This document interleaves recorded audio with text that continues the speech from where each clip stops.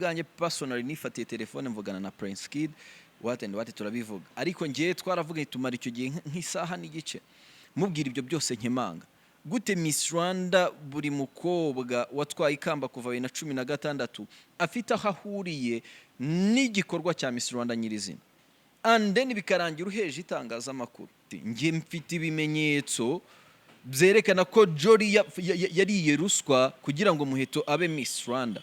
Miss Naomi asezerera management ye watekereje iki? Kwanga ziriya condition no guhakwa. Abantu badakunda guhakirizwa man. Right, JALAS Official TV reka tubasuhuze tubifurize kugira ibihe byiza tubahe ikaze mu biganiro bitambuka hano kuri JALAS Official TV. Twicaye muri Urban Hotel ahantu heza cyane nakubwira ko hafite umwihariko w'igikoni umuntu uzabasha kuza rwose avuga ati ndashaka gukora igifu cyangwa se ndashonje ntekereza ko uzanyurwa na service za Urban Hotel ku buryo bw'igikoni nk'ababandi president yavuze batanga uturyo dukeya bakishyuza menshi ahantu Keva ashobora kurya gahaga nawe urabyumva ko bari safe ariko nanjye byo nciye ku bantu hasi bizihiwe cyane rwose niko bimeze yes nibyo ngibyo rero hari n'izindi promotions zitandukanye ku wa kabiri habikitwa dice ku buryo ushobora kuzwa konsoma ugakina iyo dice watombora wenda niba ari 6 ukagabanyirizwa 60% ya facture yawe wakonsomye urumva ko ni avantage nyinshi iyo ufite anniversaire bakwakira ku buntu wowe abo mwazanya haribo bishyura ku byo bakonsomye wowe ugakonsomera ubuntu cyangwa ukaba ushobora kuzana na budget bakagufasha gutegura ikirori cyawe ukavuga ati mfite 50 cyangwa 100 make bakagufasha rwose ugakora agashoka kameze neza cyane kuri kamera zacu turi kumwe na Clement Nigaba wa umuryango akadomo.com na DCTV Rwanda ngira ngo mu minsi ishize hashize ukwezi n'igice tuganiriye twaganiriye ku itariki 22 Werurwe urumva ko hashize mu kwezi n'igice yes uko kwezi n'igice gushize ni nako kushize Miss Rwanda ibaye uko twaganiriye event ibaye ni nacyo bisobanuye ko uwitwa Muheto Nshuti Divine atarabona imodoka ye nyuma y'ukwezi n'igice abaye Miss uko kwezi n'igice ntikwabaye guto kuri Miss Rwanda cyangwa ntikoroheye abategura iri rushanwa kubera ko umuyobozi waryo yatawe muri yombi kugeza ubu akaba akurikiranyweho ibyaha bitandukanye birimo gusambanya abakobwa bitabiriye aya marushanwa mu bihe bitandukanye. Clement numwe mu banyamakuru ijambo gato ariko ni na nyuma gato ya yuko uwari umuvugizi wa Miss Rwanda nawe asezeye ku mirimo ye. Okay, nacyo twari tukirengeje ingohe kandi ibyo byose ni ibyakurikiye ikiganiro twagiranye na Clement. Yes. Mushobora kuba mutaragihaye agaciro n'imbaraga cyane kubera ko wenda icyo gihe mwumvaga ko ari kuvuga ati Muheto yibwa ikamba rya photogenique Jolly nasezere yananiwe.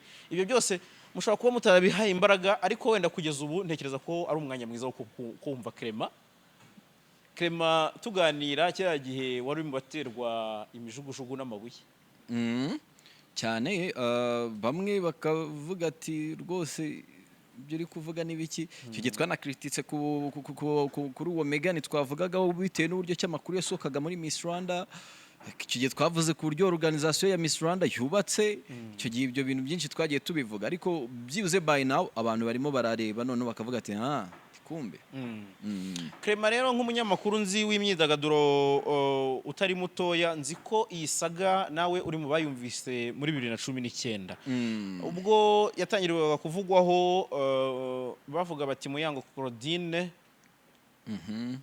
nundi muntu bamenshonigaga Rutaganda Joel mwikijeho kubera ko n'ubundi bwize kwibanda cyane ku kiganiro yatanze kuri ya Go TV show ni president wa forum y'abanyamakuru b'imyidagaduro ariko akaba n'umuntu ushinzwe itangazamakuru cyangwa se akaba ari we ureberera abanyamakuru muri Miss Rwanda afite icyo asobanuye mu buryo bw'ibyagiye bivugwa witwa Samuel Byansi uzwi nka Samuel Baka yaravuze ati itangazamakuru naryo hari ibyo ndinenga mu buryo bwo gukora amakuru yaryo hari n'uwo twaganira arambwira ati Miss Rwanda abanyamakuru bari barimo ni PR ibyo byose biragaruka mu gutera ya mijugujugu media ndetse na Joel ubwe yagarutse atera imijugujugu media aravuga ati ni gute igihe n'izindi media houses zatangaza ko umuntu afunzwe cyangwa se yatawe muri yombi atarahamwa n'icyaha cyangwa se bitaravugwa. Ibyo byose ni ibintu navuze nti Clement ni umuntu mwiza wo kuba twabiganiraho, byose warakurikiye duhereye inyuma aho ngaho kuri 2019. Ayo makuru wari uyazi, ni ibiki wari uzi byatumaga n'ubundi ukomeza kugaragaza ko hari igihu kiri muri Miss Rwanda? Rega naga ari 2019 abantu birimo barabifata nk'ibintu bya vuba. Duhere kuri Liliane mama we ntiyavuze ko yagiye muri Miss Rwanda zikazaba Miss, akanavuga uburyo kibagendaga akamara y'iminsi n'abategura irushanwa rya Miss Rwanda. Ibyo bintu icyo gihe iyo abantu babikurikirana bari kugira ikintu bakuramo. 2019 byarasakuje, Dekati yaravuze, posti zarakozwe, abantu baragize, ariko ntago bigeze bagira imbaraga zo kujyamo ngo babikore. And then reka tujye kwirushanwa nyirizina.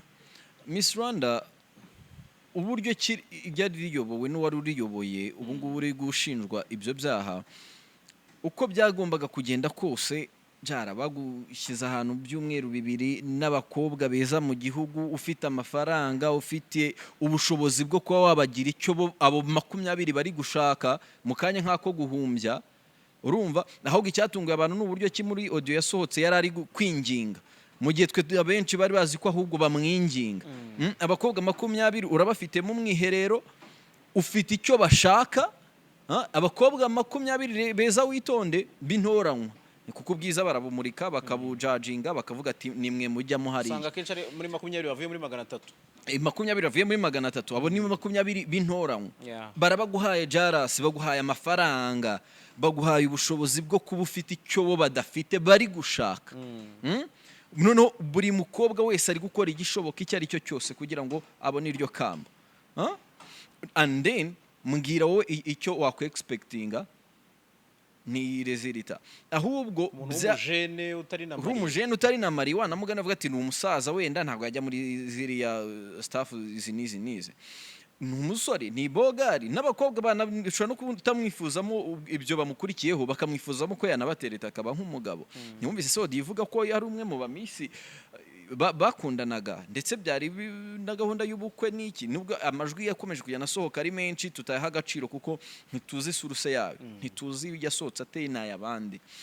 Ariko nanone niba ibyo bintu bibaye umwaka wa mbere, uwa kabiri, uwa gatatu, bikaba ukabibona ubireberera, ubwo ndi kuvuga yenda nka Ministeri y'Umuco Minicarica, ni kuko niyo iriha recommendation yo gutegura, ukabibona abaterankunga bakiyongera, and then ibintu 2018 bikavugwa, 2019 bikavugwa, nitwumve byibuze ngo hari n'iperereza ryatangiye. Nk'ubu mitsi twarumvise ati RIB ugiye gutangira gukora iperereza muri Ferwafa no bintu bya football, ibintu bya betting n'ibiki. Urumva deja hari ikintu kiri gukorwa. Kandi byasakuje umwaka ushize ibintu bya betting muri football nyarwanda byasakuje umwaka ushize. Ariko ibintu birasakuje muri 2019. Mama w'umwana wigukanye ikamba arasobanuye kuri kamera, aravuze 2018 arabivuze kuri Liliane arabivuze, nta gikozwe. Nta n'umuntu twumvise yenda ngo yahamagajwe imbere y'ubugenzacyaha ande nenda yatashye. Okay, yenda byarabaye ntibyamenyekana, ariko kuki bitamenyekanye kandi cyatumye ibyo biba cyo cyaramenyekanye? Nicyo kwibazaho. So ibyo abantu icyo gihe rero ubwo wowe warakurikiranaga, warabibonaga, wari ufite amakuru ki yatumaga ubona ko harimo igihu, kugeza n'ubwo wanditse article ibaza iti aba Miss se bagomba kuba ari abana b'abasirikare kugira ngo umuntu abe Miss? Urumva wari ukiri mu gihirahiro. Ni ibiki ibintu byine byaguteraga icyo kintu cyo kubona ko harimo igihu? Ni ibiki ibintu wakemangaga kuri rino rushanwa nk'umunyamakuru wajyanaga na Miss Rwanda mu ma edition no mu ma event yandi? Buriya sinaza kuri mikoro ngo nkubwire ikintu ngewe ntazasubiramo. Urabyuka ubushize nakubwiye nti njye ubwanjye personally nifatiye telefone mvugana na Prince Kid, what turabivuga. Hano nabonaga muri comment tuvugana nawe ngo uri muntu kibiki n'ibiki, ariko ngiye twaravuga tumara icyo gihe nk'isaha n'igice mubwira ibyo byose nkemanga. gute Miss Rwanda buri mukobwa watwaye ikamba kuva 2016 afite aho ahuriye n'igikorwa cya Miss Rwanda nyirizina, and then bikarangira uheje itangazamakuru. 2018 twemerwaga gukavaringa icyo ari cyo cyose. 2019 baturimita gufata kuri muri aho abakobwa barizwa, kandi JALAS niba DCTV Rwanda yanjye yagiye gukavaringa Miss Rwanda na JALAS official ikaba yagiye gukavaringa Miss Rwanda, twese ntitwagiye gukavaringa uko umukobwa atambuka. Oya, buri munyamakuru agira angire, uzajya ari ku ruhande ubone umukobwa umukoreshe na interview, ubone umukobwa ufite ubumuga uba ariyo ukora, ubone umukobwa waje yambaye ikanzu nziza uba ariyo ukora. utararenga aho ngaho buri munyamakuru agira angire yo gufata inkuru ye. Yes. Ni nayo mpamvu abantu badukurikira kuri YouTube batagomba gukonfuzinga YouTube ica nimwe n'iyindi, Exactly. ngo bavuge ngo kuki bano batari kuvuga ibi ngo abandi bavuga ibi. Yes. Yego. Icyo ngicyo noneho organisation yawe yubatse utyo, buri mukobwa azi uburyo ki yabonyemo ikamba, and then uri Miss itangazamakuru. 2019 none aringeze batangira kurimita kuba bafata abakobwa bari kubazwa. 2020 hazamo covid, aho ngaho ho twese turabyemeranywa ko bitari ngombwa ko tujya gukavara, even na event yabaye kuri televiziyo y'igihugu, ibyo ngibyo byari sawa. Hanyuma rero 2021 naramuhamagaye nanjye personally ndamubaza kuki utatwaye media ugatwara media ebyiri. Yego. Arambwira ngo sare, icyumba cya sare biri bugende biberamo ngo ni gitoya pa raporo n'umubare wabaga wemewe, myemeramo buke. Hanyuma 2022 aho ibintu byose byari bimeze neza, agatwara no style media ebyiri, noneho nazo zitemewe no gufata isazi itambuka muri sare aho ngaho. Wenda byibuka ngiye nibwira umunyamakuru wari urimo, bari muri audition ya mbere, yes bari muri road show ya mbere yabereye i Musanze. Ndamubwira ni nashaka kura ko ikinyamakuru cyacu kiri kuri banderole, ntabwo ni fotora background yaho hano kuri iyo banderole bamanitse abamisi babarizwaho. Arambwira ati nibeshye nkanakuramo telefone gato ngo ndagera nk'uri gufotora bahita banyirukana. Tufukane hati ntaho ibintu bigeze aho utemere no gufata n'ifoto namba. Kandi twicara i Kigali bakatwoherereza amafoto bo bitoranyirije bitewe n'ibyo bashaka. Siri ako kantu mukumve neza, amafoto bo bitoranyirije bitewe n'ibyo bashaka niyo batwoherereje. Sometimes ugasanga na video editinze harimo mu contestant utigeze ugaragaramo. Byize ngo natwe tumujudge tumenye yitwaye nabi, ese ko yasubije. Uribuka skandal igeze kubaho umukobwa agahabwa no eshatu agakomeza n'ubushize nabikomojeho. Ibyo bintu byabaye mislead y'ibinyamakuru bibiri biriyo, byose biratuyobya. Ngatekereza kuri mind y'uwo mukobwa noneho. Okay, tubona ko ari ikintu deja bo bafite ibyo bashaka. Bafite ibyo bashaka badashaka ko abantu bamenya. Nanabiganira nawe niyo sense navugaga mubwe ni maybe ko ari ibintu muba mushaka guhisha. Hari ibintu muba mushaka ko bitamenyekana. Why? Rega ni itangazamakuru rikritika kandi ntabwo rigomba kwamagana. Rega umuntu navuga ati JALAS wambaye inkweto mbi, uzavuga ati ariko nuko atayikunda, nuko anyanze, cyangwa se nuko itagaragara neza bitewe naho turi. Wari wakwambara congo se ugiye gukina umupira? Ntabwo wabikora. Ariko se menya ngo abantu bose umurongo bose bagenderamo siwe ndimo, ahubwo ndabyaza umusaruro nti ibyo bo bari kuvuga nibyo ngewe nshaka ko bavuga. Yes. Ubwo wenda tunafunga icyo kintu kinareba itangazamakuru by'umwihariko, niyo mpamvu yatumye mvuga ni Clement ari mu murongo mwiza nk'umuntu wakoze izi road shows cyangwa se izo editions zose za Miss Rwanda. Ubona ihezwa n'ikumirwa ry'itangazamakuru ryaraturutse kuki?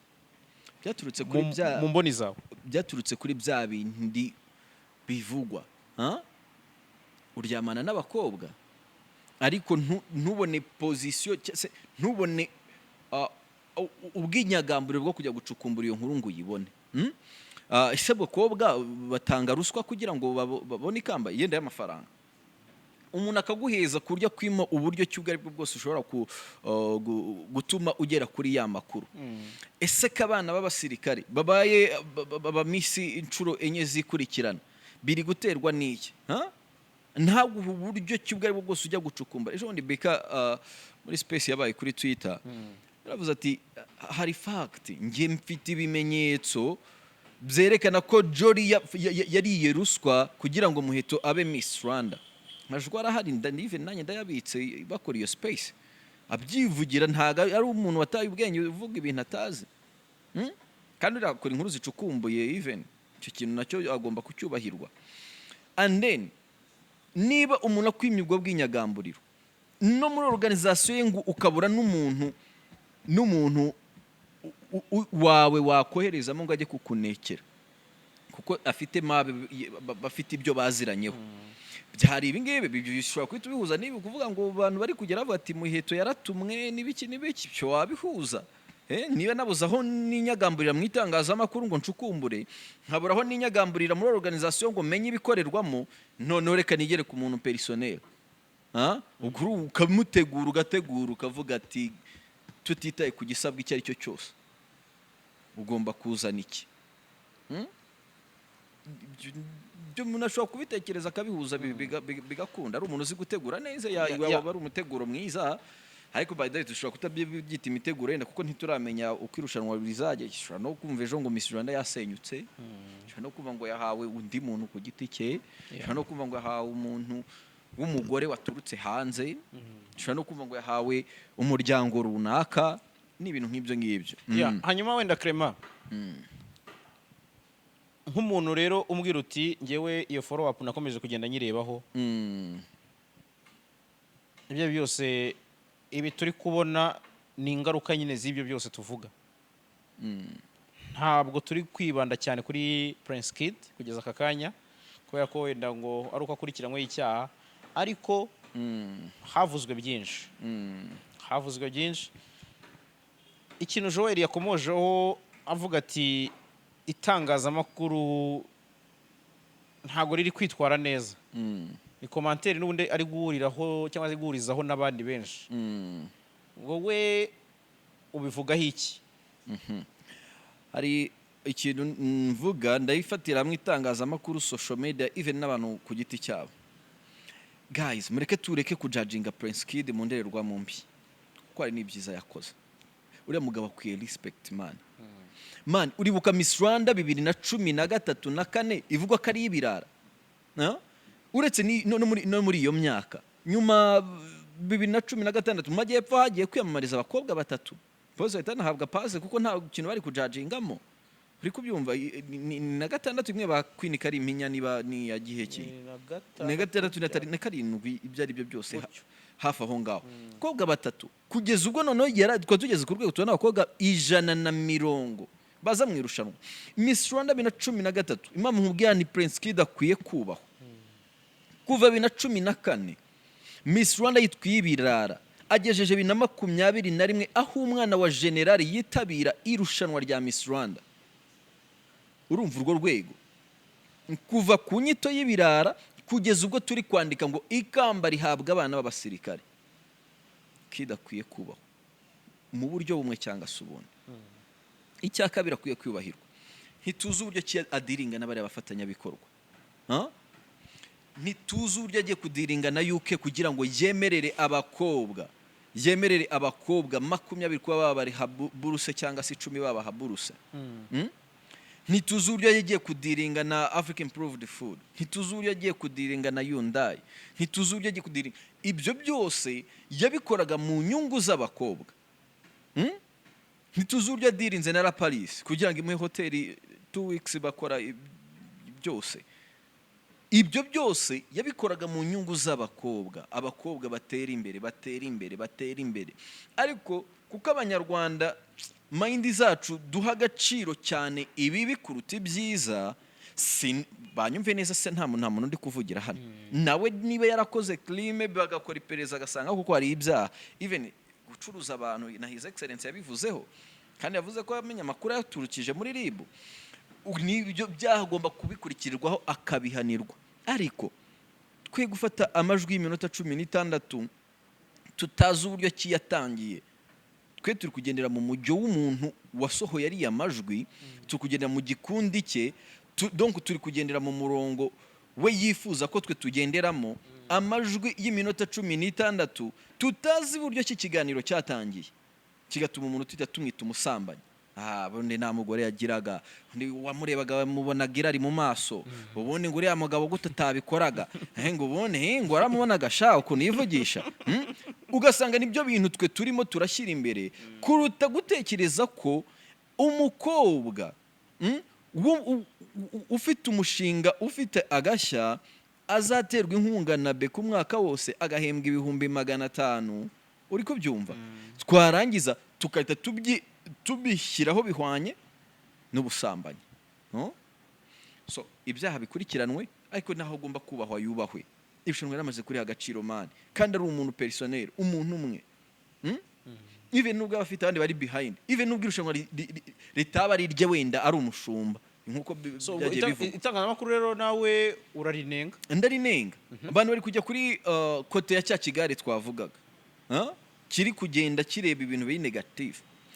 Nshobora kubumva kuko ariho hantu bacururiza. Ngiye ikintu cyo ari cyo cyose cyacururiza umuntu, kitarimo kwica, kuroga cyangwa se kugambanira umuntu, nge rwose nta kintu na kimwe biba bintwaye. Ndanabishyigikira. Even nk'umuntu njya gukora nawe ikiganiro akambwira ngo nshyireho iyihe titire sitari bukubabaze, ngewe ipfa kubigucururiza. Nushaka kuvuga ati nambaye ubusa, it's okay, wopfa kubibonemo inyungu. Ariko nanone niba turi bugende mu murongo uri negative cyane, tukirengagiza ethique z'umunyamakuru, nabwo turadukabije. Ikindi cya kabiri, ari ibintu mu Rwanda yenda by the way ntago niba ari we murongo yenda leta y'u Rwanda ifite, sinzi abantu bakiri abere kubashyira mu itangazamakuru n'ibiki cyane. Nagiye mbibona nko ku bantu ba COVID bakaba parading imbere y'itangazamakuru. Hari abantu ujya kubona ukumva ngo kanaka bayafata nk'urumogi imbere y'itangazamakuru, ariko sinzi niba yenda abanyamategeko yenda haba mu itegeko ryo kuvuga ati sinshaka yenda kwerekanwa ku itangazamakuru cyangwa se iki. Ako geka kari umurongo utari ngombwa ko twinjiramo cyane. Ariko nanjye itangazamakuru riri gucurika ikibuga ku ruhande rumwe, bakwiye gukosoramo akantu gato. Ariko niba ari byo bintu biri kubacururiza, nibyo biri trend. Inkuru rega zijyana n'ibintu bigezweho. Ntabwo akakanya kuba twicaye aha ngaha turi kuvuga ku rubuga rw'imikino. Suko ejo tuyobe ko Reyo yatsinze i Bugesera, ariko itangazamakuru sinarirenganya ku ruhande rumwe, nako ku kigero cya 90 sinarirenganya, ariko ku kigero cy'10% bagashyiramo akantu gato ka ethique gato cyane, ako karahagije kuri njye. Yego. Wabishyize kuri stati yawe ya WhatsApp, ariko ni byibajijweho na benshi. Nawe mu mboni zawe ufite uko wabitekereje, cyangwa se ufite analize y'ukuntu bihuza? Abatunzwe agatoki nibo bibwe telefone ku munsi w'igikorwa, bose bazibirwa icyarimwe. Utazashaka kuzanyimisha ibyangombwa, wowe buri gihe ushaka kuntura mu mitego runaka. Oye nta mitego. Njye niyandikiye kuri stati yanjye mbaza. Nyine wowe icyo kibazo kukibaza, sibyo? Ahubwo nawe nakubaza, nanjye nakubaza, n'abadukurikiye batubenda baza kudusubiza. Nakuri Twitter nabonye byaribajijweho cyane. Kuki icyo kintu wakigizeho amatsiko? Ariko tuzagera n'abantu bakavuga ngo iki ni iki, reka ndebe ngewe ukuntu na postinze wenda kuza shobora kuzatuma ndacyari muto. Ku myaka yanjye mike urashaka ko mbaho nta kirwose. Kuri stati yanjye nanditse nti kuri finale ya Miss Rwanda telefone zibwe aba Miss zarimo niya ni mwiza Megani. Impamvu nanditse iya ni mwiza Megani kuko njyewe njya gukora interview n'abariya ba Miss, nanasobanura abantu batazajya bagira ngo babone ibintu posting bakabijyana mu murongo wa bandi. Njya gukora na interview n'abariya ba Miss uko ari batatu bakimara gutwara ikamba, kuko ninjye muntu wakoze interview yabo bwa mbere. Nabasanze kuri office nari maze iminsi 2 mpamagaye Megani ngabami byose ewan telefone itariho nandangije ngiye muri office ya ndamubaza ni Megan kuki telefone itakiriho n'iki ntambwira ngo nanjye telefone yanjye yibiwe muri zimwe z'aba miss kuri finale hanyuma rero ndonye ndavuga ni telefone zibwe hari harimo niya miss ni mwiza Megan kandi miss ni mwiza Megan yari umunyamabanga wa Miss Rwanda igere yo byose iyo telefone bari ingenzi ndangije ndavuga nti ndibariza ntise amaherezo y'izo telefone ariko n'abantu bafite amakuru batubwiye nshobora kuba ntafite amakuru neza abantu bamenye iherezo rya ziriya telefone batubwira twabonye telefone kaba Miss bibwe telefone inkuru plutôt ko aba Miss bibwe telefone ntago twamenye niya zaragarutse cyangwa zitaragarutse nako wasanga yenda ninjye udafite amakuru ntago nge namenye ko zagarutse cyangwa zitagarutse ugafite amakuru nyine baza kuza kutubwira nahundi uburyo ushaka gutwaramo iyo post yanjye ndabazi sha wese nuri mwene wacu oya abanyarwanda bazi gusesengura ndabakunda cyane ariko si yo yonyine washyizeho Ndi twayihoreye JALAS ko ziri post ziri personal kandi uzidusharing ari abantu banyandikiye atari ko se kuki ukunda gupostinga kuri stati cyane ntukoresha imbuga nkoranyambaga cyane buriya njya kenshi nkunda gutanga ibitekerezo byanjye rero sibizahura n'ibya JALAS hari nzatanga igitekerezo kinjabuke even nanjye du umuntu nikinjabuka ugasanga cyangije abantu b'inyamagabe inyaruguru Nyacyonga zahehe ariko kuri stati yanjye ya WhatsApp mba mfite contact zabo bantu 800 bari wa stati yanjye cyase 700 cyangwa 800 bose mba mfite contact zabo ku buryo uwo cyakomeretsa byanyorera kumukontact even niyo kumugeraho nkamubwira umusaza cyase mukecuru bimeze gutya ntago nabikoze ngambiriye ibi nibi ariko kuri social media Instagram n'ibiki nabankurikira nshobora nko gupostinga nka nyuma y'imyaka ingahe ariko kuri stati nta n'umunota cyangwa se isaha ishira ntakoze post niyo mpamvu rero naho ubundi nshobora gupostinga ibintu kuri stati yanjye wabizanira kumbaza hano muri iki kiganiro ugasanga biteje ikindi kintu uretse ihezwa ry'itangazamakuru numvise wakomojeho mu bihe byatandukanye nyuma y'uko nyine hatangiye no kuvugwa uruntu muri Miss Rwanda nibiye bintu bindi byakubereye igihu muri Miss Rwanda mu gihe cyose wagendanaga n'iri rushanwa donc ibyo wagumanye nk'ikibazo ntago ari ngombwa ko ubisesenguraho ngo uvuge uti bizo ariko hari ibintu ukibaza cyangwa se hari ibyo wakomeje kwibaza bitari wenda uryitangazamakuru riba treated kuko igihe cyarageze wenda niyo media ikaccessinga content zimwe na zimwe ariko niyo ngingo igatangwa bakavuga bati n'ubundi ni rushanwa rigomba gucuruza content yaryo ibyo byose bikagenda byumvikana ariko hari n'ibindi bintu nk'umunyamakuru uri mu gikorwa nyirizina ndani wabonye donc ukabyibazaho ikintu cya mbere nibajijeho kandi kinakomeye impamvu Mutesi Jolly yahoraga mu bagize akanama nkemurampaka gafata ibyemezo papa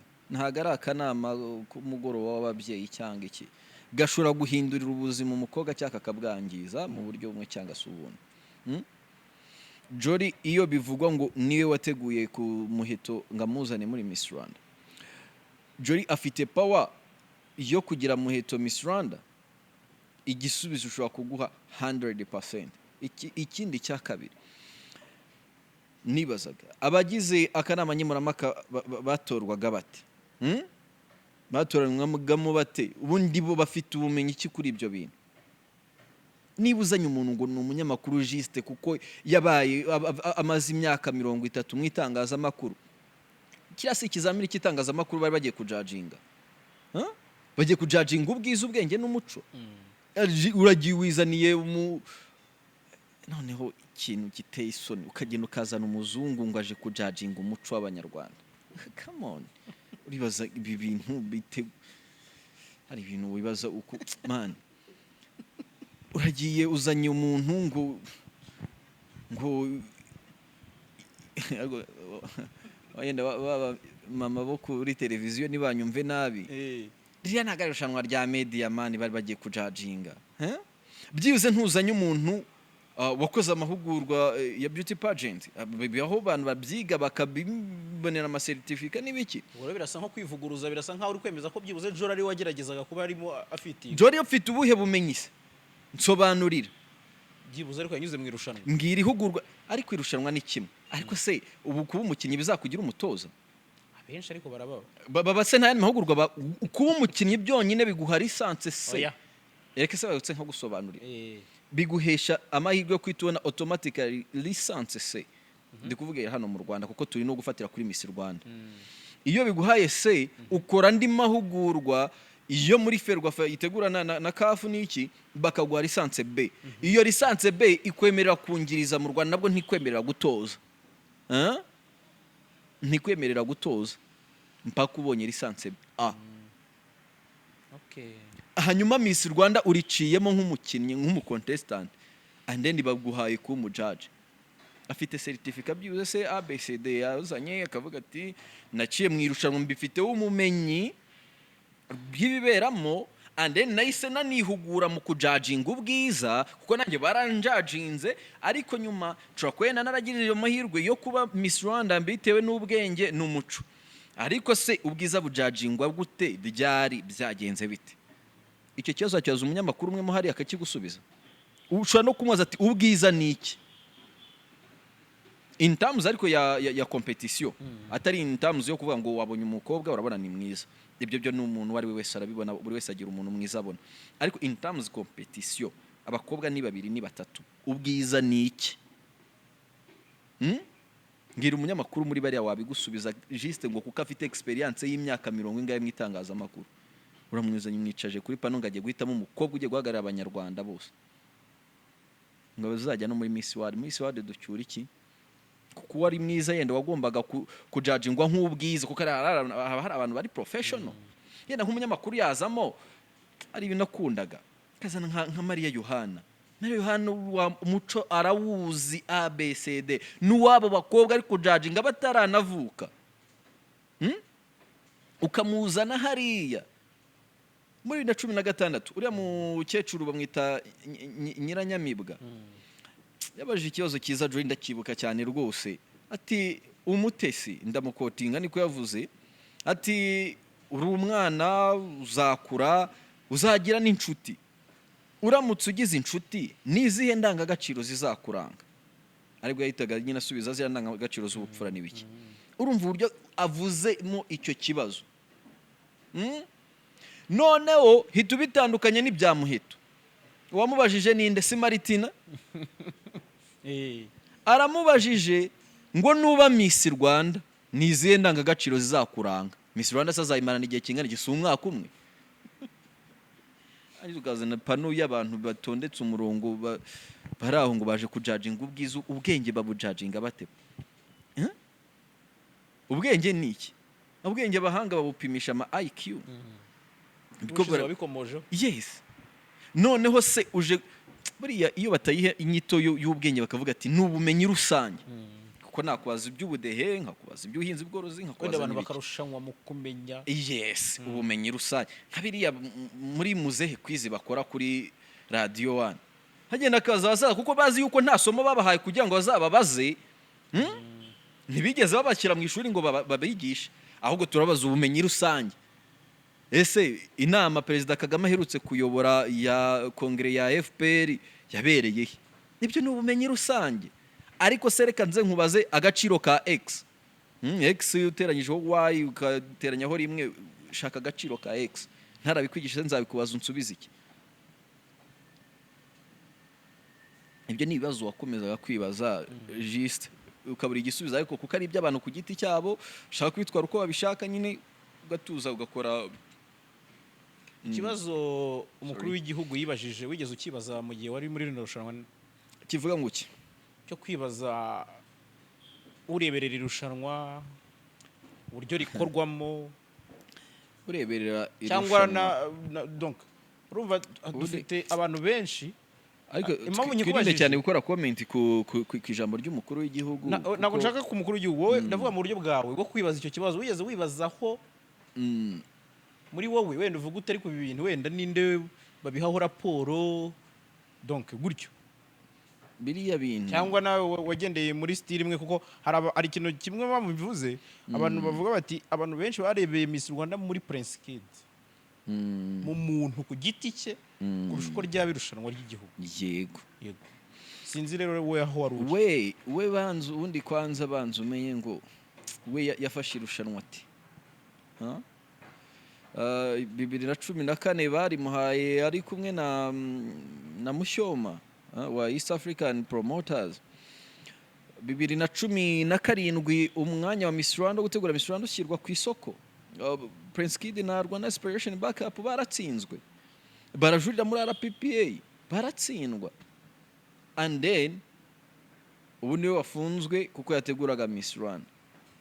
Ubwo ndeka ibyo batumvisemo mbitaruke. Noneho nuranyuze uvuga ati irushanwa si ry'umuntu, biragoye. Prince Kid egari Miss Rwanda. Ubundi sereka nkubaza, umuyobozi wungirije wa Rwanda Inspiration Backup uramuzi? Imyaka yose umaze mu itangazamakuru arahari se? Nacyo nakubajije. Ntawenzi. Arahari se? None siyo bavuze abategura Miss Rwanda we wumva ni Kid ni rushanwa ni irya nyiraryo rero. Yes. Okay. So Clement rero turacyari kwitangazamakuru kuko ari ryo barizwamo cyane, nacyo turi kwibandaho kuri no nshuro. Rikwiye gukora iki? Wenda ibyo yose ntabwo ari amazi yarenze inkombe. Sibyo? Ushobora gusanga ari no kuri zino saga ari ya Prince Kid, ari niya Ndimbati zisanishe kuko wenda zabaye nini cyane kurusha izindi, ariko n'izabandi ba star muri rusange tubifatiraho kugira ngo wenda ibiganiro tubikora mu nyungu rusange z'abanyarwanda. Ibyo byarangira, ariko twitware gute abanyamakuru? Ngira inama n'abandi nk'abagenzi banyu, mureke tureke gukora nk'ibyo. Nabonye ejo bundi muri iyo space naravugaga haruguru, ariko ku bantu bakomeje kumva mvuga ijambo space ni ukuntu like nka group enda WhatsApp n'urugero kwa ko muhita mukora call ya group.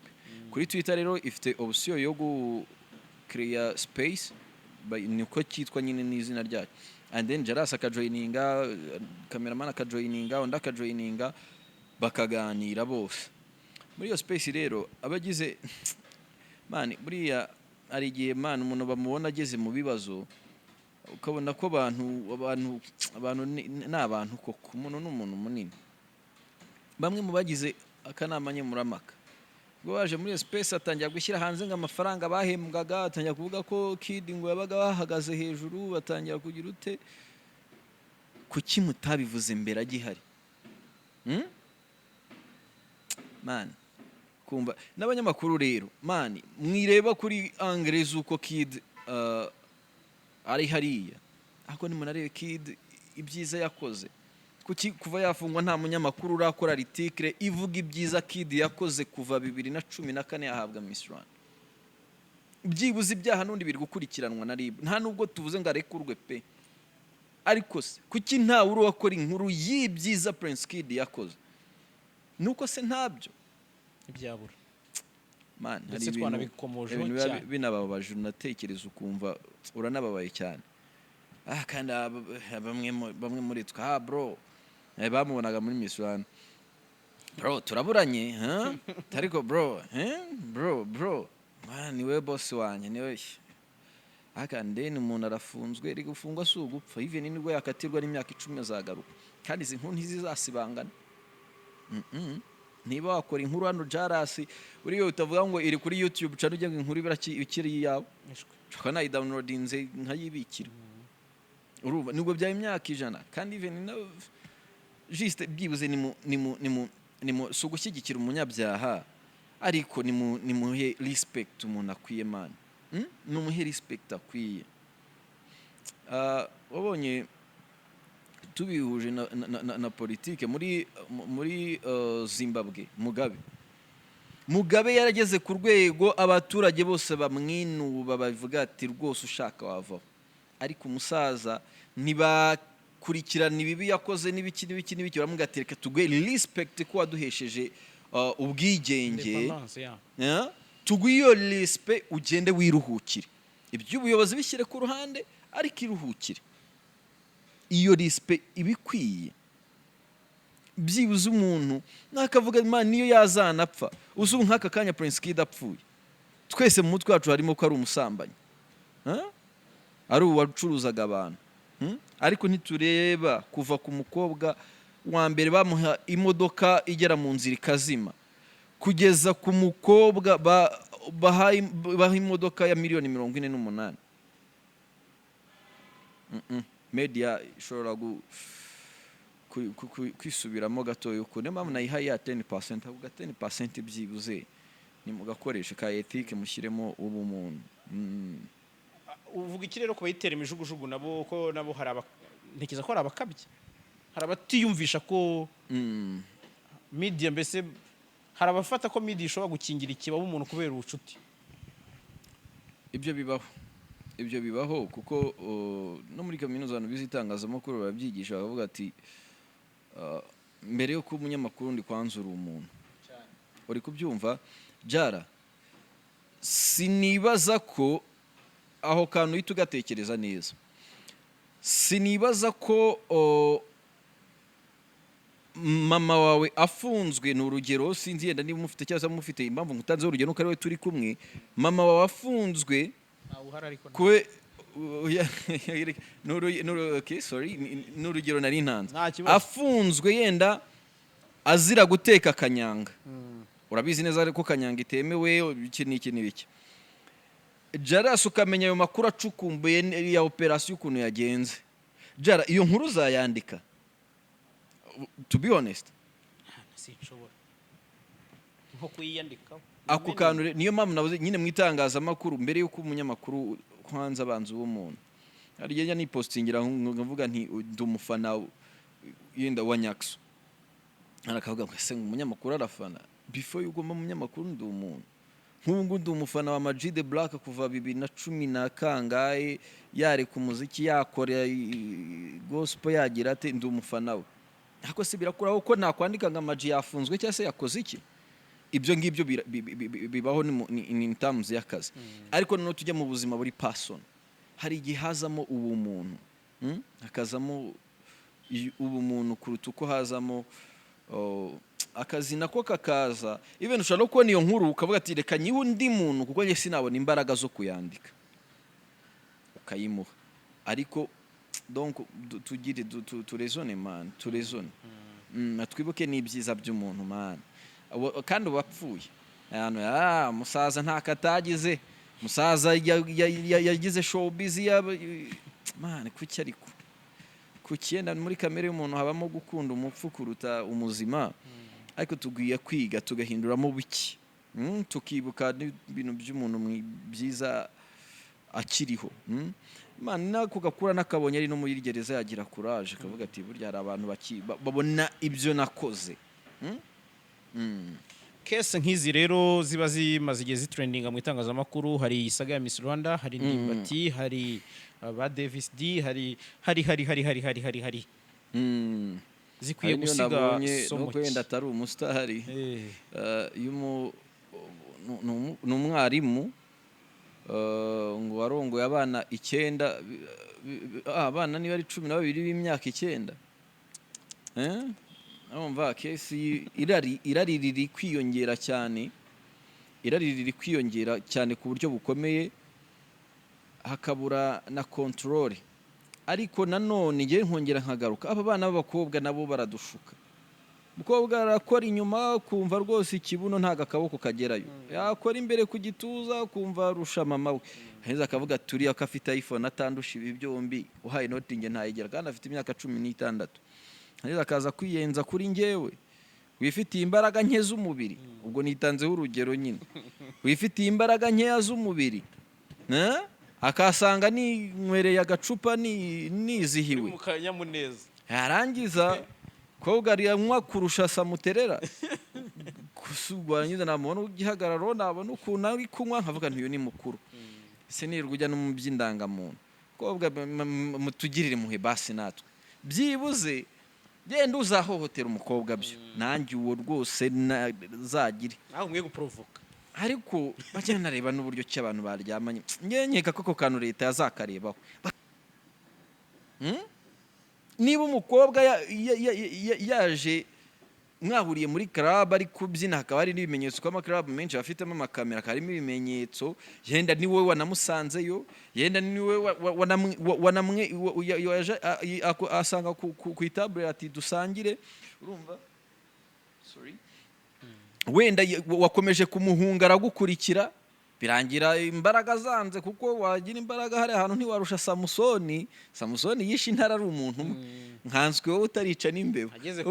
Ageze kuri Derira imbaraga zimubana inteje, niko nabonye Rumaga mu bisigo bya Rumaga, by the way nawe nanjye ndi n'umufana we cyane buriya, urumva, turamukije rero imbaraga donc leta yenda se aba feministe ungu bangurukana ati tubonye umuntu ushyigikira ihohotera n'ibiki, ariko hakabonye kozamo akantu byibuze ko kureba bahuriye muri situation byagenze bite.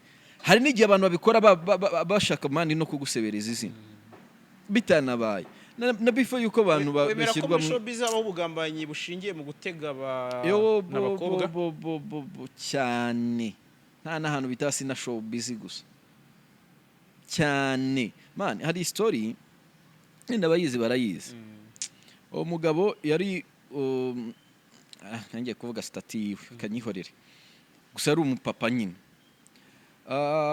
Umugore w'umuturanyi amwima ibyo yashakaga, amutega umwana we, aramwohereza ajya kwa kanaka, rangije kugira ngo baze kubona ko imyanya y'ibanga ye hari icyangiritseho, bakoresha igitoki. Muganga bapimye rwose umukobwa, ibyo bapimamo babona ko ari ukuntu imyanya y'ibanga yanyeganyezemo, kandi mu buryo bukomeye. Batenikana ibyo n'uburyo bwa DNA icyo gihe bwari butaratera imbere ngo aba ari ibintu bahita ukora nk'uko ubu ngubu byoroshye. Mugabo bati dore ni kanaka rwose umwana we yiriwe iwe niwe wamusambanyije cyamaye. Mugabo akubitwa n'inkuru ati nawe ndaba nta gusambanya uri umugore, ndajya kukana kangana burya kandi nanjye nubatse, ati mfite amafaranga yanjye, mfite imodoka, mfite iki, umukobwa nashaka mukuru rwose numva unyuze namubona gute najya kuri uyu mwana w'imyaka 12. Umugore ati yeye tukandongorera umwana, ahubwo noneho we nibatagukatira burundu nta nubwo ngende buve kuri gereza, arakameza. Ati ngewe ndagera no kwanya kubaha haruguru, ariko mpaka ufunzwe. Ukaba se bamutaye muri yombi, arabyihorera arituriza. Noneho umugabo araye muri prison 1, 2, 3, arangije abwira wari ufite iyo dosiye, aramubwira ati ngwino hano nkwereke. Akuramo sex iwe aramwereka, asanga umugabo afite indodo, nibwo yarakiva kwisiramuza. Urabona wagira ubwenge ubwo yahaguruka. Ati reba uko meze, urebe n'ibyo banshinja. Hari abantu bagambanira abandi nk'ubwo buryo bitewe n'ibyo babakurikiyemo bitewe n'impamvu runaka. Ibyo bintu bibaho cyane, ariko si nk'ibyo muri Miss Rwanda, si nk'ibyo muri Miss Rwanda. Nanone ikindi kintu nabonye bibandaho cyane ku ihohotera ry'abakobwa, bakavuga uburyo bacuruzwa n'uburyo kibasambanywamo. Right, nibyo koko, ariko bari abana b'abakobwa bahohoterwaga mu buryo bwinshi butandukanye pe. Ndaguha urugero, jara niba ugiye mu mwiherero wigirira ikibazo cy'amasinezite cyangwa se cy'aleriji y'imbeho n'iki, ukaba ufite n'ibipapuro byo kwa muganga, ariko kubera weak, imbaraga zawe nkeya ufitiye ikamba, ntacyo utakora ngo ubone ikamba, bakakubyutsa saa 10 za mu gitondo ngo ujya muri siporo. Siporo ni nziza n'ubuzima, ariko se nzikoze saa 10 ngiye karibwo nshaka, iryo naryo ni ihohotera. Unkoresheje ibintu nge ntashaka. Harabujyagiye bibaho. Hoya n'urugero nguhaye, kandi barimo banarenze n'umwe, noneho batishimiraga n'iriya siporo. Kabati byibuze iyo aba iriya siporo kutubyutsa ari amasaha bitarimo. ikindi kuko zirasingando barimo bari mu mwiherero runaka ni ibintu batsindiye ni ibintu batsindiye ahubwo yes ni ibintu batsindiye. Ikindi cyakabiri uburyo kibahohoterwa bari abana, umukobwa w'imyaka 20 urangije segonderi, harimo n'aba 19 ariko bajyaga no mu mwiherero by the way, umuzaniye kontra mani, uramubwiye ngo sinya, arasinya iki? Even ashobora no kuba atazi no gusoma ururimi rw'icyongereza neza nkuko bitekereza. Umuzaniye kontra, nta munyamategeko umuhaye ngo bigane iyo kontra iminsi 3 5 barebe ingaruka bizabagiraho. Mani, uzi ko umukobwa wo muri Miss Rwanda ufite ikamba atemerewe gutwita? Ibaze nkafata icyemezo ku buzima bwawe, ntabwo yemerewe gutwita muri icyo gihe cy'umwaka, ariko abantu babyumve neza. Ariko umwaka si umunsi umwe, umwaka si amasaha 2, umwaka n'umwaka babayemo ibintu byinshi. Umwaka waterwamo inda ugasamuka twita ukabyara, deje ushobora no kubyara impanga. Urumva umwaka ukuntu ari munini. Nkafata icyemezo ku buzima bwa JALAS nkavuga nti kuko nguhemba ntabwo wemerewe kugera mu mujyi. Ejo n'urwara farumasi iri mu mujyi, ni ikibazo. Ariko abantu batumva ngo abakobwa babuzwa kubyara bakumva ko umuti ari ugusambana. We nari nanze urugero kuri farumasi. Urumva, nkafata icyemezo ku buzima bwawe kuko nguhemba 800 ntuwemereye gutwita, ntiwemereye gukora ubukwe. Nkafata icyemezo ku buzima bwawe buri personal. 80 ariyo ntibafata mo 30%. None aho niho naringiye kugera. Uragiye ubwiye abantu bose ngo Miss Rwanda ahembwe 800. Kuki abantu kuki bameze nkaho bahumutse ubu ngubu? Icyo kibazo ndabyibuka neza, twe turi muri press conference ku Ntare irusororo. Niba ari Theo wakibajije, niba ari sinibuka umunyamakuru akibaje Theo w'ukwezi, abaza abakobwa buri yuzi ko 800 batabifata byose. Ariko itangazamakuru twanditse twagize abakobwa 800 umujara n'igenewe kinebeki. Mbere bafataga 150 cash, akari amafaranga ajya kuri konte zabo bwite, nani ngo barayababikiye. Ubikira umwana w'imyaka 18 nkande. Muri bo ngo uri kumwigisha saving. Muri bo none hari n'abafite imishinga yo kwigisha abaturage saving. Deja none ibintu uri gushishikariza abantu, nawe ubwawe nturi shuwa yabyo. Uri kwigisha saving, wowe wahaye ikamba, nawe ari kwigisha abandi saving, kandi nawe ntayazi kuko uri kuyimukorera umwaka wose. Icyo gihe ni ukugufata bugwate, ni ukukugwatiriza, ntaho wajya ngufitiye amafaranga. Tugomba gusigara twibaza niba saving bayifite. Abakobwa abantu rubanda mwireba ngo kuga barasambanyijwe, yego byarabaye kuko niba byarabaye nibikurikiranwe. Abakobwa baragurishijwe, yego byarabaye kandi koko nibikurikiranwe. Ariko se ibibera mindani gusinya kontra ishobora kurimita ubuzima bwawe mu buryo bumwe cyangwa se ubundi.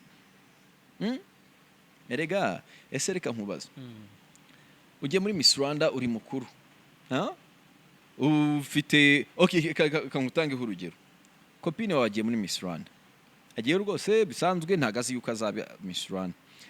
Yenda JALAS ko wiyumva maze kumva aho ugejeje wabana n'umukobwa, namupropoje rwose, urabimubajije arabyemeye ati twabana, ati ryari twabana inda 2020. Yenda arakugatereka njye muri Miss Rwanda nishakire iriya buruse kugira ngo bizatworohere nitubana, bizadufashe mu kubona umukwa twa saving udufaranga twacu, nayo kuzarira muri Minerivare, and then twere kuzarira muri Minerivare, and then tuzadusavingire yenda abana. Simufashe iyo gahunda, agiye muri Miss Rwanda, bati ni wowe Miss Rwanda. JALAS bipangiraga ubukwe mu mezi 3-5, guwe bahise kwangiriza icyerekezo directement. Ntabwo byafekta n'umukobwa gusa, nawe bizakwafekta. Niba ripangiye ati ngiye 2020 nzabyara umwana, murere 2023 na 4 na 5 nzamaze kugira ubushobozi kuryo nzaba mfite amafaranga mujyana mu ishuri namara kwiga imyaka 5 nzahita mbora kubyara undi urumva ni imibare y'igihe kirekire wari wifitiye and then Miss Rwanda kubera condition zawo yasinyiye wezi kwiciye icyerekezo cyawe cyo Yesu uzabureba neza Miss Rwanda uzavuga n'iki gikamba niyo utanakijyamo n'ubundi nari kuba ameze neza ubu ngubu. Miss Naomi asezerera management ye watekereje iki? Kwanga ziriya condition no guhakwa. Abantu badakunda guhakirizwa mani. Ndaguha akazi k'umushahara ariko wareba no muri office ugasanga no mufite na computer. Naomi numwe mu bamisi nakunze kujya akavuga ati ngewe ndi donc twese tubona ko icyo yashakaga we cyari ikamba tutitaye uburyo yaribonye muri reka tubyihorera icyo yashakaga cyari ikamba nicyo yatweretse ikamba narifite titire ya Miss Rwanda ndayifite nzayibyariza umusaruro nkanjye nka Naomi kubyumva nicyo kintu mumfashije biriya byo gufata abana b'abahungu 20 nawe angaye nabo ngo bari kwimaringa mu bwiza bakabajyana fata umwana w'umuhungu ukajya kumugaburira mu byumweru 2 uri kumurema mu mugabo ako jara akari ibintu bitekerezo kandi nabo bazajya muri hoteli batakoreye batavunikiye babaye kubyuka juste ukajya ko gutuzi dushushe ukasanga gufata ka breakfast ukafata lunch ukafata dinner utishyuye utavunikiye babaye muri Bibiliya ko tugira ubwiza bwa Esiteri bakatugira ubwiza bwa Delila nawe mugabo wumvise mwiza umugabo kamere y'umugabo na Bibiliya bivuga ati Adamu zarya wiyushya kuya gabo buhungu 20 bato babajyambere bakabajya nzakugura ibiryo 3 buriya ikiza cy'abajama twahura tugasangira jara nakugurira icupa rimwe ubwa kabiri ubwa gatatu ni wowe wishyura ntana bigusabye uratekereza ukavuga ati umujama arangurira icupa kabiri gatatu ubonye bitanashoboka kenshi uranakwepa exact ukatunga tumusa nageza akazi kenshi kuko nta kantu wifitiye muvuga ariko umujama aremera ibyumweru bakajya kumugaburira ku biryo by'ubuntu ngo nuko azi kwimaringa neza rwose ngo nukoresha terimere utanga rw'amaboko yakoresheje ariko nta mugabo ubwiza mani ni ingufu n'icyuyubira mani imbaraguta haso imbaraguta buriya babafashe nkumva ngo basuye tiveti runaka nkumva bajyanye mu nkambi ni nka kampu nyine babajyanye mu nkambi abantu batumva inkambi y'impunzi abantu kugira ngo kampu niyo kampu niyo nkambi bafite naho abantu bakambika inkambi mu kinyarwanda naho gukambika nyine ni kampu kavuga ati ubajyanye mu kigo runaka kizwiho imyuga mu Rwanda yenda buri wese azaba azi gukanika azi gusuka imisatsi azi gutwara imodoka azi kugira gute azi naho kugenda gufata abantu b'abagabo bazatunga imiryango ngo uri kubigisha ubwiza uri kubigisha ngo iki oya mani nyeka ko nawe ubwawe jara nkugaburiye ibiryo 3 by'ubuntu ntago azarinda usaza umenya agaciro k'ibiryo uburyo bihenda byibuze iyo hoteli fata amafaranga wavunikiye vuga ati ni JALAS niriwe n'igiti biganira umunsi wose umuntu namutumiye yankoshonnye wanateze wanasetinze wanagize ute and then fasha ibihumbi byanjye 100 ngiye muri hoteli yitwa Abani ngiye muri Abani nicaga mare iminsi 3 no gutwe tuzi dushyushye banzanira ibiryo babitereka no ku meza mbishyura facture yanjye ariko kujyana nka kugaburira nkajyane icyo gihe ushaka guhindura umuntu ikindi kintu reka aho ngabo ari naho dusore gusa ariko batumva ko ndi kurwanya imishinga y'abariya mishinga niba barayize neza sava ariko ngiye mu bitekerezo byanjye nicyo numva ngiye umugabo ari cyo kuri nge nta mugabo wagaburiwe 1 2 3 oya nta mugabo wahatani by the way inzi ari ibihuha ni ari ikimba numva ngo bisonga bazahabwa inka aho ibintu nabyumva ibintu ndakantu nawe mu bantu bagasakaje yamenya banza ari ibihuha ariko kuko sinigeze ngira amahirwe yo kuganira n'abateguye na Yariye Rushanwa ngenda ngo banansobanure wasanga yenda n'imyumvire mike yanjye usanga ese muri condition bagenderaho bareba iki ahubwo numvise hari ibindi bintu biri gukemangwa ari ubwiza ubwenge n'umuco bagenda kuki ngira ngo ni ubwenge umuco ubwenge style ahandi ari blade nta no gukora cyane se byibuze ngo bare mishinga wagezeho niba ari ubugabo n'ubudahangarwa donc c'est brave ariko je sais pas anyway ibyo tubireke reka tubiveho nta nubwo ari turiho cyane bya Mr Rwanda ni ukwihangira imirimo wa mugani reka turebe ni edition yabo ya mbere ibyo ari byose n'izindi twizere ko zizagira icyo zigenda zivugururwaho ni ibitekerezo ni nawo murongo itangazamakuru ubundi ryagakoreyemo gukebura no yes ubundi itangazamakuru ni kumenyesha kwigisha no gushimisha inform educate and entertain so right now twakeburaga cyangwa se twavugaga ibintu ko tubibona kugira ngo n'ubundi wa mugani iyo education hari n'abafata wa mugani n'ibiganiro tuba dukora bakabyegeka nko ku bantu runaka hajuhagarira abanaba uri kuvugira abanaba no ways umuntu ari kuvuga ibitekerezo bye even nawe hari uko ubibona wabwira JALAS ati mpa umwanya nze tuganire nibyo rero ndagushimiye Clement wakoze kuduha umwanya tukaganira umuryango.com ubwo inkuru ntekereza ko zikomeje DCTV Rwanda DCTV Rwanda ariko mbere yuko dusoza hosting abamisi nibagiye gutanga ubutumwa bwanjye nanjye mbonereho mbwira abantu ko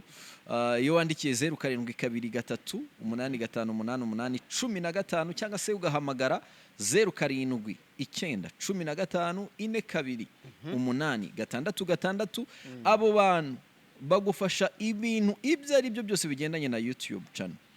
Niba ufite YouTube channel yawe yaribwe ariko still ukaba ugifite nka email ibyo nta minsi irenga 5 itaragaruka YouTube channel yawe. Niba YouTube channel yawe yarasibwe umuntu akakwiba channel yawe akayisiba uba free fame wayigarura byaterwa yo yahawe ama striker ariko ari nko kuvuga n'urugero nkwibye JALAS official kuko nayishaka ndahita nyisiba ibyo rwose byo nta n'iminsi 3 byamara.